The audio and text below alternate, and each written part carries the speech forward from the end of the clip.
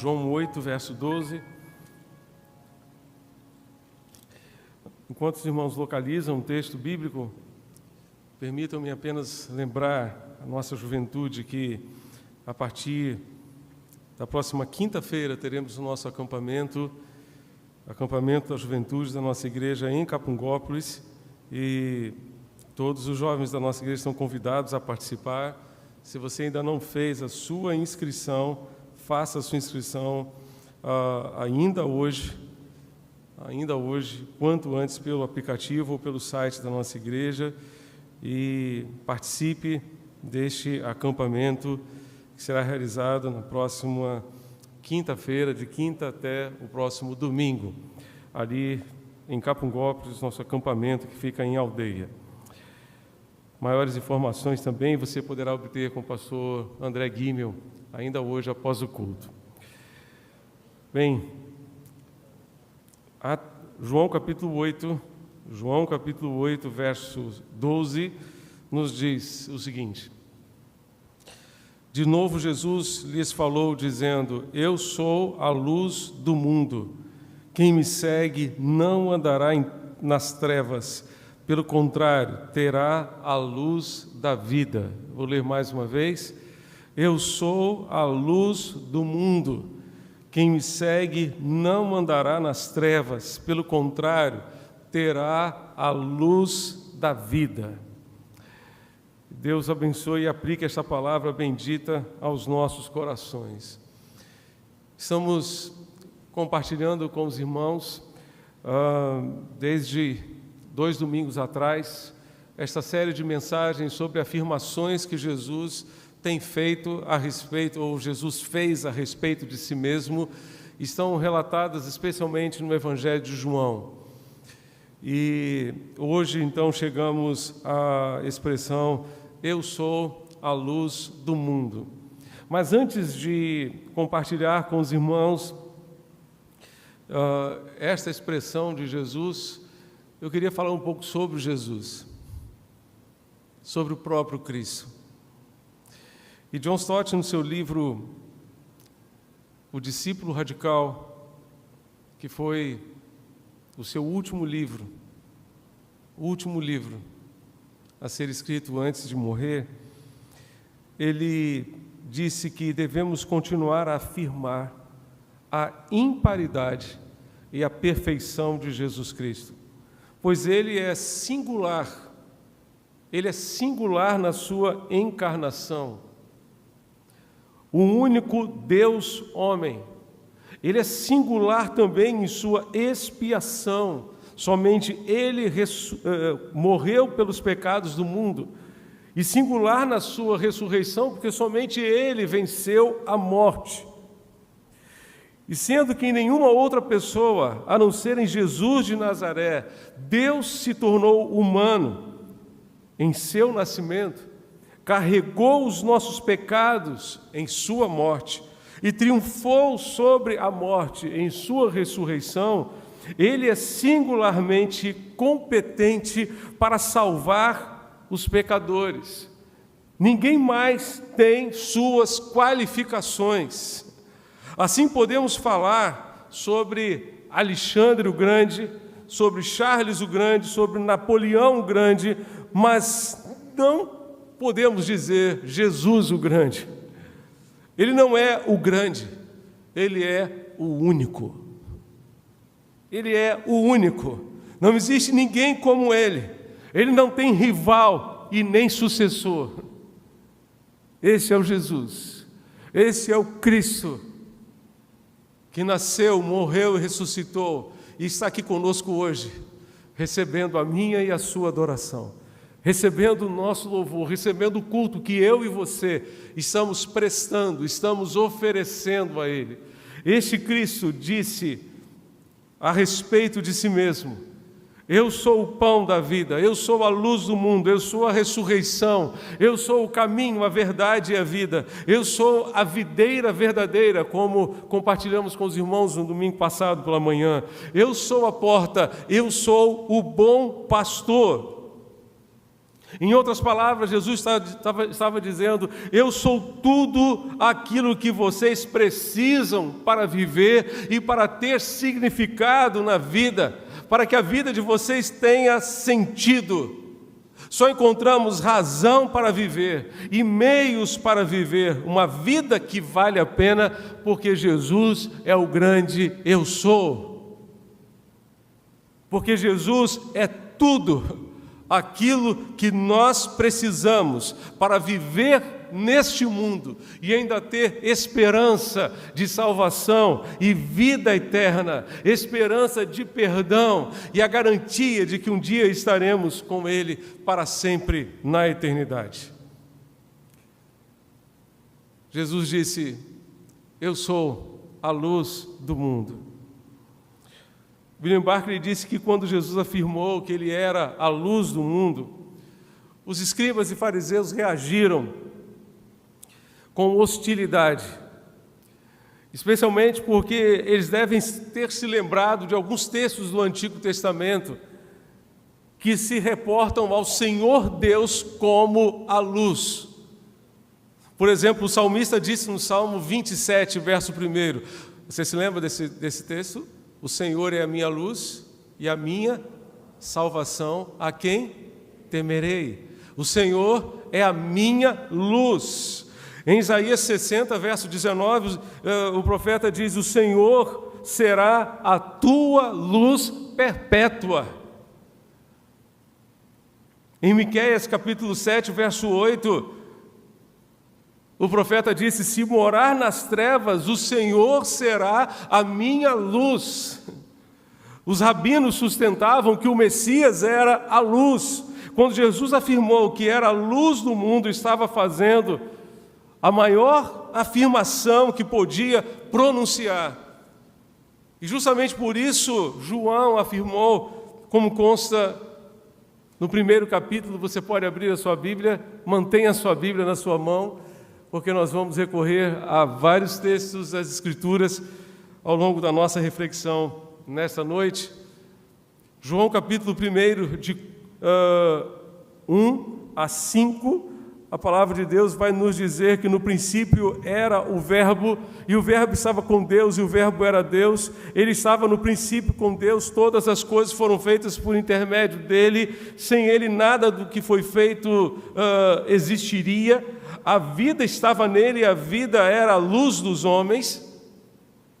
A luz resplandece nas trevas, e as trevas não prevaleceram contra ela.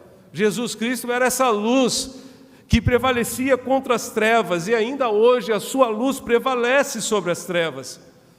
Jesus foi a luz de Deus para a sua geração, e Jesus é a luz de Deus para a nossa geração, para esta geração. Foi justamente por isso que Mateus capítulo 4, você pode abrir a sua Bíblia, Mateus 4, de 12 a 16, a palavra de Deus vai nos dizer que quando Jesus soube que João havia sido preso, retirou-se para a Galiléia, deixando Nazaré, foi viver em Cafarnaum, cidade às margens do lago, nos territórios de Zebulon e Naftali, para que se cumprisse o que havia sido falado pelo profeta Isaías: terra de Zebulon e terra de Naftali, caminho do mar, além do Jordão, Galiléia dos gentios. Verso 16, o povo que vivia em trevas viu uma grande luz. Sim, uma luz raiou para os que viviam na região da sombra da morte. Aqueles que estavam em trevas puderam ver uma grande luz a brilhar. Este é o retrato de um povo perdido na escuridão, que anda sem rumo, sem condições de saber qual é o caminho que está seguindo. João relaciona este discurso de Jesus, no capítulo 8, à festa dos tabernáculos. No entardecer do primeiro dia da festa, havia uma cerimônia chamada iluminação do templo, que se desenvolvia no pátio das mulheres. E lá naquele pátio eles colocavam candelabros que iluminavam toda a cidade de Jerusalém, que irradiavam a sua luz por toda aquela noite. As pessoas mais importantes da cidade, as mais santas, mais consagradas a Deus, passavam a noite ao redor daquele candelabro. E agora Jesus diz: esse candelabro apaga, esse candelabro perde a sua luz quando o dia amanhece, quando o sol chega. Eu sou a luz do mundo, disse o Senhor. Jesus é a luz cujo brilho permanece para sempre. Eu sou a luz do mundo. A luz de Jesus não é aquela que acendemos quando desligamos o interruptor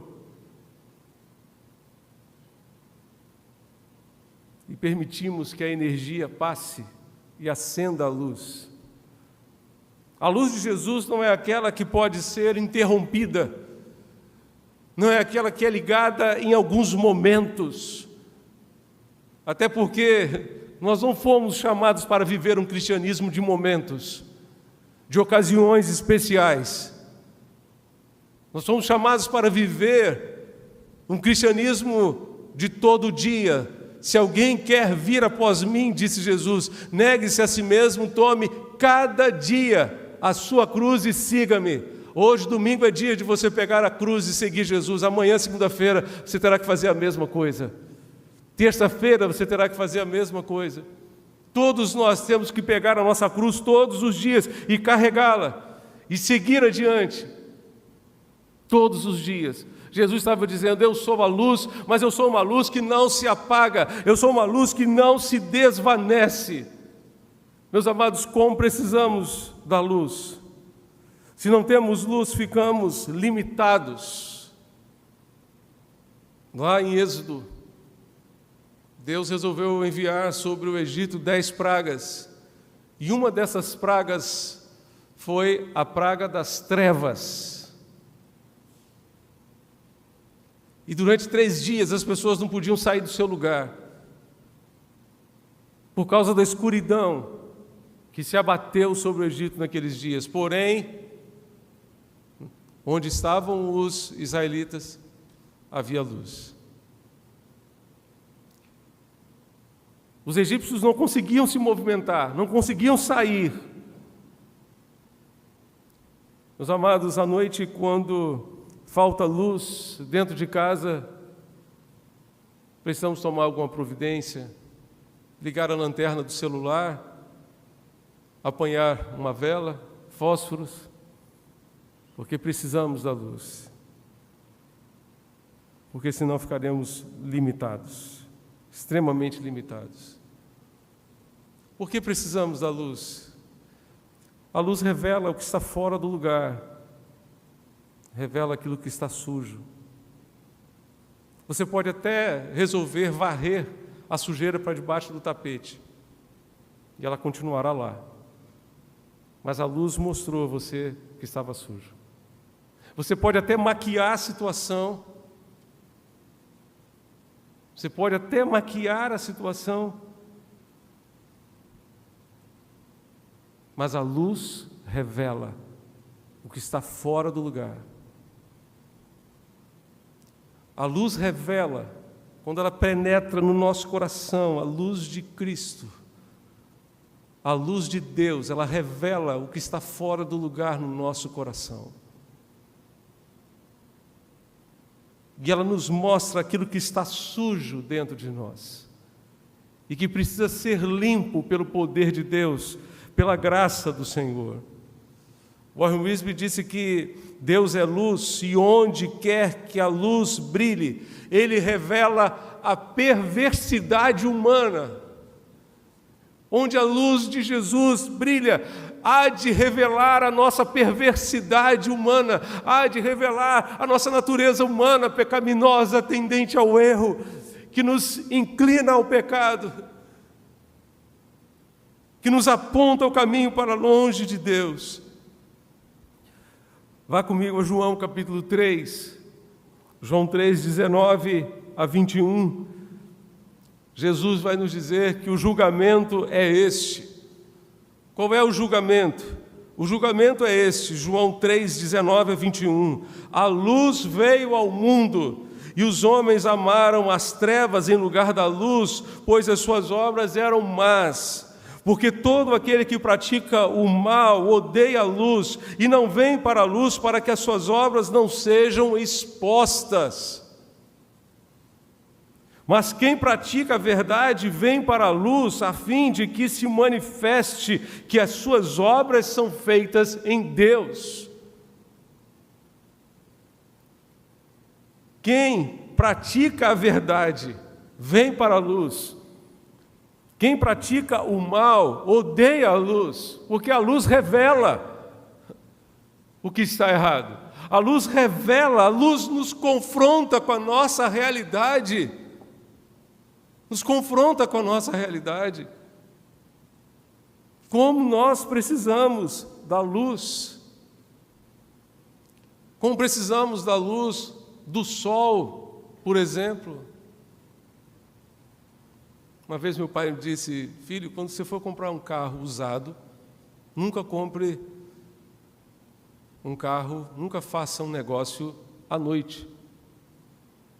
Compre durante o dia, porque a luz do sol ajudará você a ver, ajudará você a ver o exato estado desse carro. Se existe alguma maquiagem, se existe alguma coisa encobrindo a sua realidade. Vá comigo a Marcos capítulo 4, Marcos 4, de 21 a 23. Jesus vai dizer: será que a candeia deve ser colocada debaixo da vasilha? Ou debaixo da cama? Não deve ser colocada no velador? Porque nada está encoberto que não seja para ser manifesto, e nada escondido, senão para vir à luz. Se alguém tem ouvidos para ouvir, ouça. Tudo há de ser revelado, tudo há de ser trazido à luz, porque a luz de Jesus revela o que está fora do lugar, revela aquilo que está sujo, aquilo que precisa ser consertado, arrumado, ajustado ao propósito de Deus. Mas a luz também revela aquilo que nos faz tropeçar. Revela aquilo que nos faz tropeçar.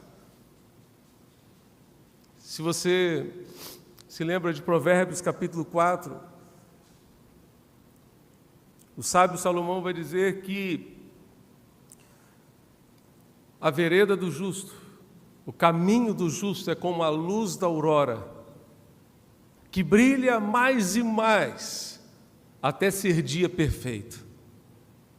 Não é assim a vereda, não é assim o caminho dos ímpios. O caminho dos ímpios é como a escuridão, em que ele tropeça e nem sequer sabe em que está tropeçando. Em que ele tropeça e não sabe em que está tropeçando. A luz de Cristo na nossa vida nos impede de tropeçar, nos mostra as pedras que estão diante de nós e poderão nos derrubar, poderão causar estragos terríveis na nossa vida, estragos terríveis na nossa família. Como precisamos da luz de Cristo. A luz também revela o caminho que devemos seguir, a direção certa, segura para as nossas vidas, a direção certa e segura para as nossas decisões, para as nossas escolhas. Jesus é a luz para a sua vida, Jesus é a luz para a sua família. Deixe a luz de Cristo brilhar no seu lar. Deixe a luz de Cristo brilhar nas decisões da sua casa, da sua família. A energia elétrica pode faltar à sua casa, mas Jesus não pode faltar na sua casa. Para o ser humano, a capacidade de enxergar a luz do dia também pode faltar. A capacidade de enxergar a luz do dia também pode faltar. Muitas pessoas hoje estão com a sua visão limitada por conta da cegueira física. Mas o que não pode faltar ao ser humano é a capacidade de enxergar o seu pecado e o amor de Deus. Quantas e quantas pessoas, por alguma situação, alguma circunstância, perderam a sua visão física, mas continuaram enxergando o amor de Deus.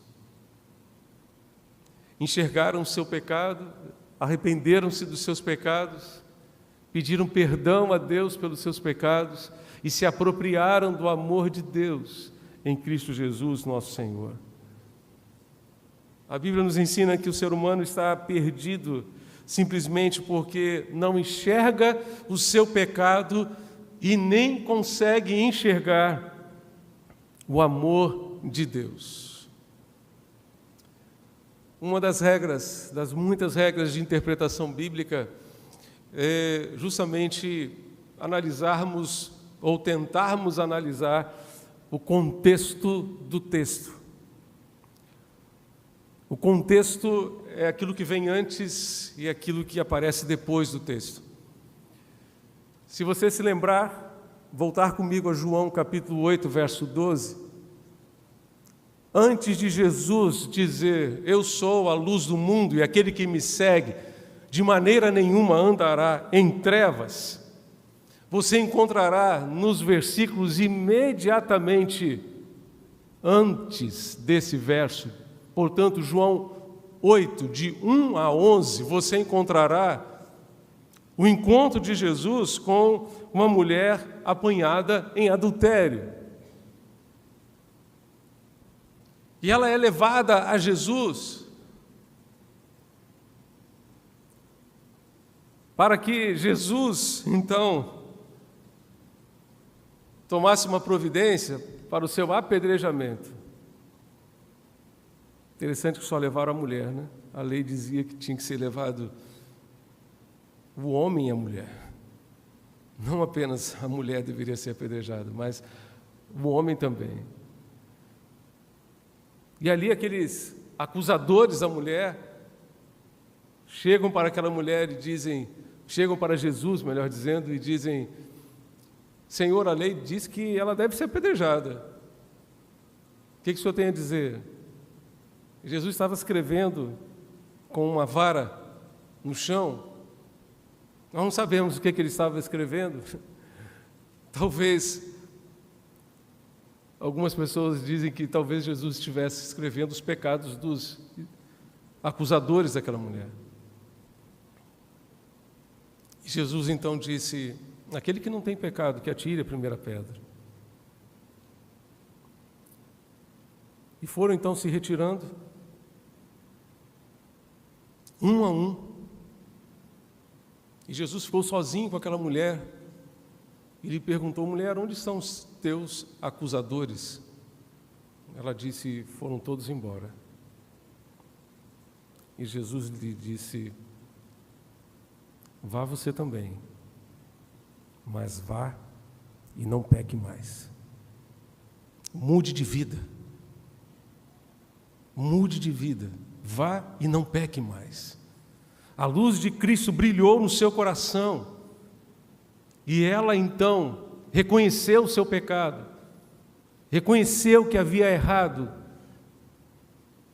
Que havia entristecido, sobretudo, o coração de Deus.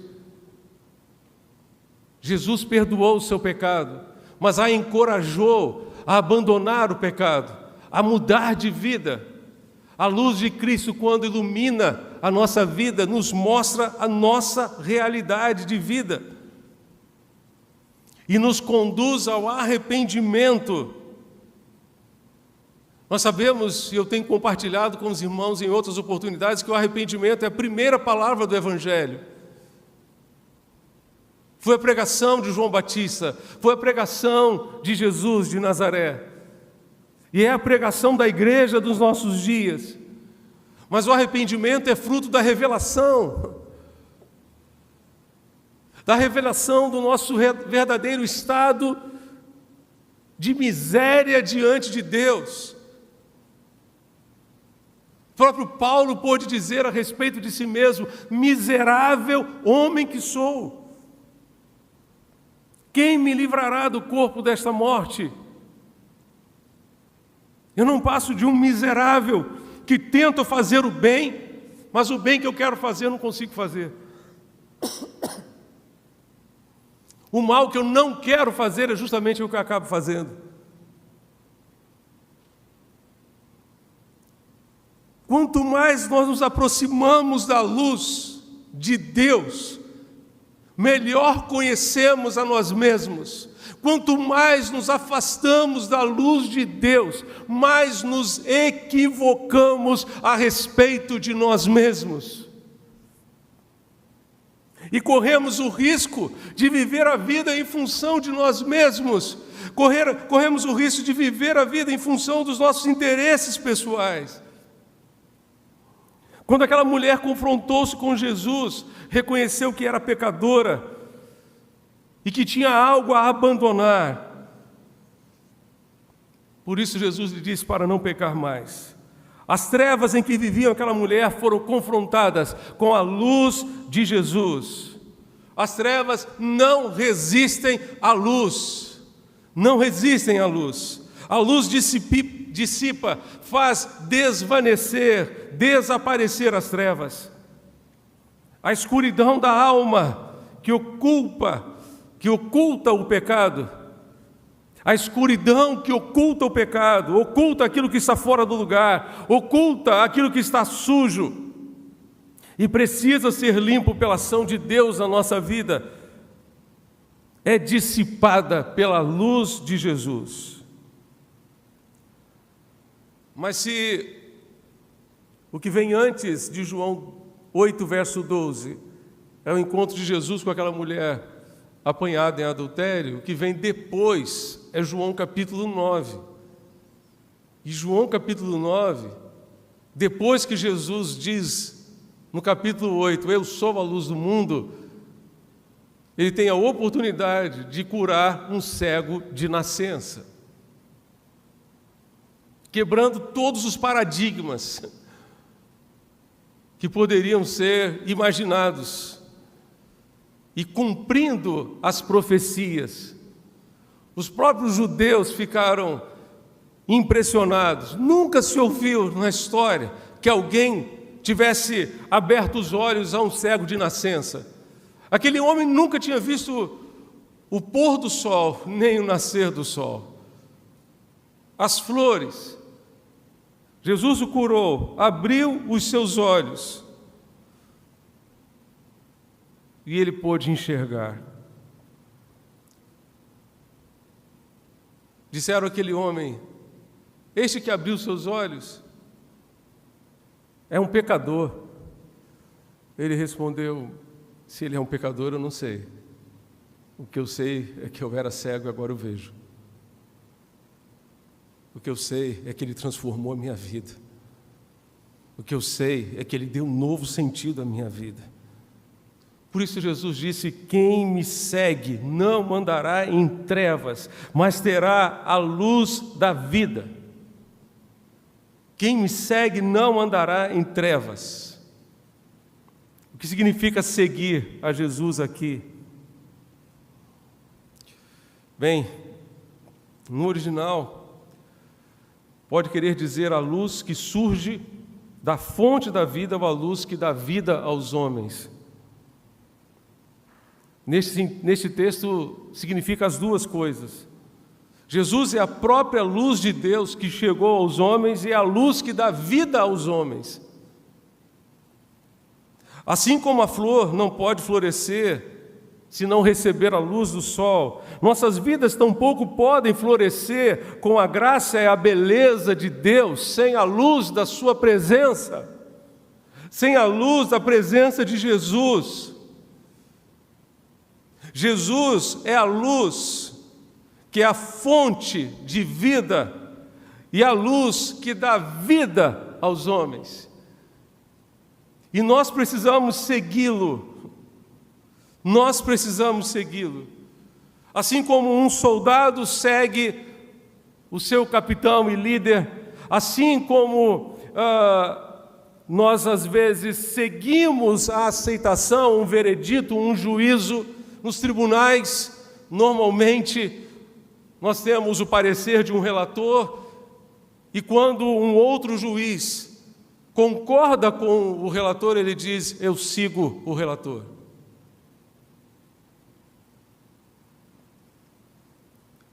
Mas seguir a Jesus aqui significa especialmente obedecer. Obedecer às suas leis, obedecer,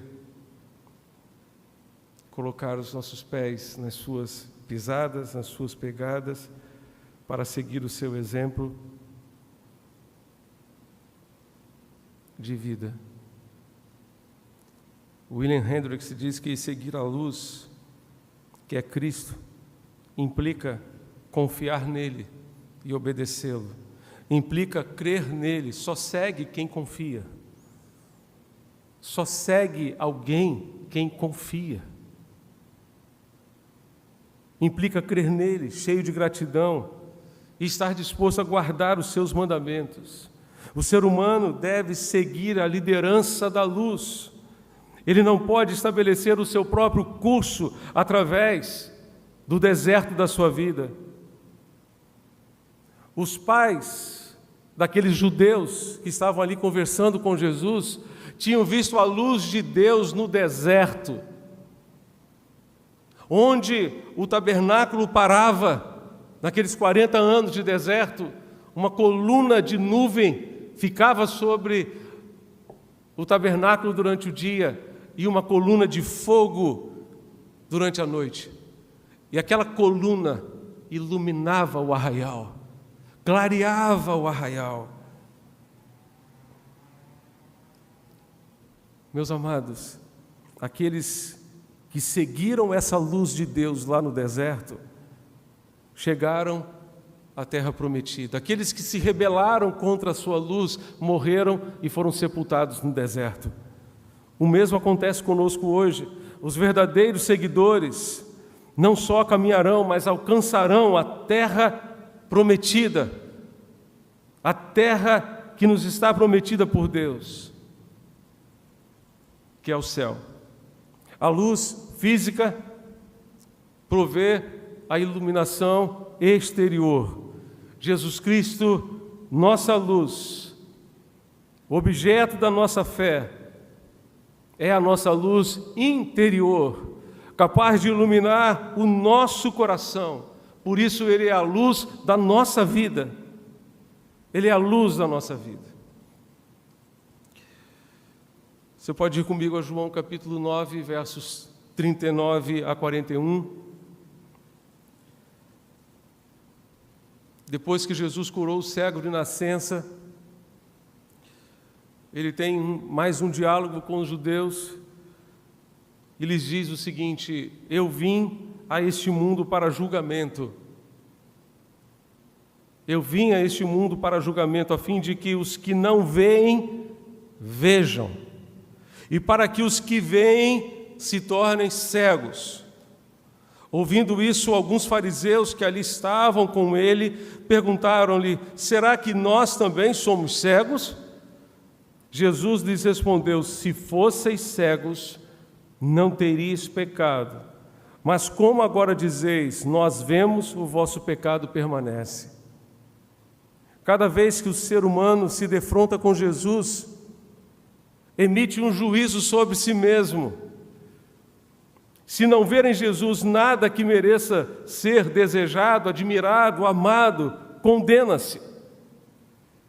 Se vir nele algo digno de admiração, algo que deve responder, algo que deve buscar, alcançar, está no caminho que o conduzirá a Deus. O ser humano que é consciente da sua própria cegueira e que deseja ver melhor e conhecer mais, é o ser humano cujos olhos podem abrir-se e a quem se pode conduzir cada vez mais perto da verdade de Deus para a sua vida. Aquele que pensa que sabe tudo, que não se dá conta de que não pode ver, é o ser humano realmente cego e que está além de toda a esperança e de toda a ajuda. Na verdade, pior cego é aquele que não pode, ou na verdade, é aquele que não quer enxergar. Pior cego é aquele que não quer enxergar. A luz está brilhando diante dele, mas ele não quer enxergar, ele quer fazer de conta que não existe. Por isso Jesus disse, se vocês fossem cegos, vocês não estariam pecando. Se vocês fossem cegos, vocês teriam como justificar a atitude de vocês. Mas porque vocês têm olhos para ver, e vocês estão vendo tudo aquilo que estou fazendo, todos os milagres que estou realizando no meio de vocês, vocês estão vendo a glória de Deus sendo manifesta na pessoa do Filho de Deus. O pecado de vocês permanece porque vocês não querem se converter, vocês não querem se arrepender dos seus pecados. Aqueles homens estavam cegos por seu orgulho, pela sua hipocrisia, pela sua tradição, pelo seu tradicionalismo, pela sua interpretação equivocada da palavra de Deus, das Escrituras. O que provoca cegueira espiritual não é uma catarata, glaucoma ou deslocamento de retina, mas o orgulho, a arrogância de achar que sabemos tudo, uma interpretação equivocada da vida e dos propósitos de Deus para nós. Jesus respondeu àqueles judeus com um paradoxo: seria melhor se vocês fossem cegos. Se vocês fossem cegos, vocês teriam como justificar a arrogância de vocês. Mas porque vocês dizem que veem, isso os torna culpados. Se admitissem a sua cegueira, pelo menos poderiam usá-la como justificativa. Jesus é a luz do mundo. Os únicos que não são capazes de ver a luz são os cegos e os que se recusam a abrir os olhos, tornando-se, portanto, cegos. A nossa oração é que os seus olhos se abram nesta noite. A nossa oração é que os olhos do seu coração se abram nesta noite. E que você veja a verdade, que você é pecador. Que você veja também o amor de Deus capaz de perdoar os seus pecados e transformar a sua vida. Que você veja também a abrangência da luz de Deus, que penetra em todas as áreas da nossa vida e nos mostra aquilo que está fora do lugar, aquilo que está sujo.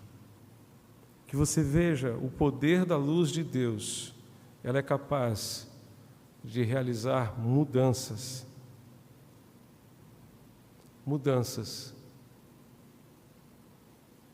que transformarão por completo a sua vida.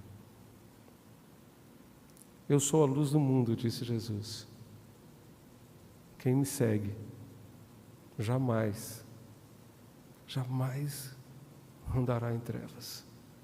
Pelo contrário, terá a luz da vida. Vamos orar? Você pode fechar seus olhos.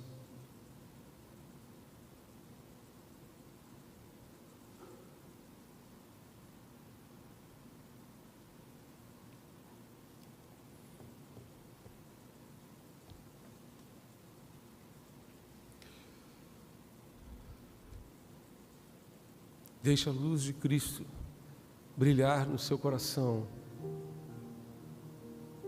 nesta noite.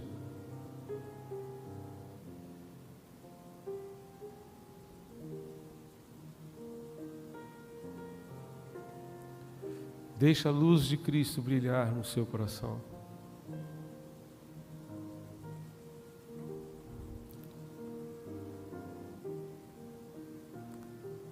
Você descobrirá simplesmente que você é um pecador, como eu sou, como todos nós aqui somos. Mas você terá a oportunidade de ver também o amor de Deus, capaz de perdoar os seus pecados e transformar a sua vida.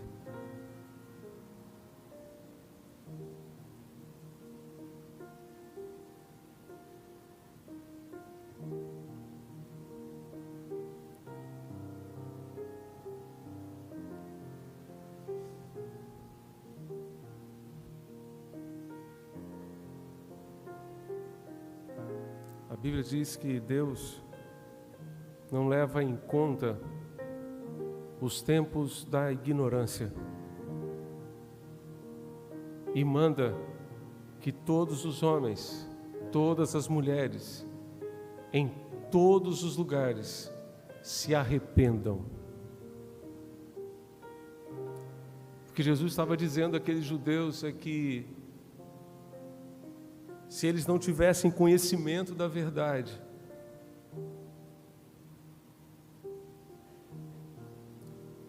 eles poderiam certamente se desculpar diante de Deus, mas eles tinham conhecimento.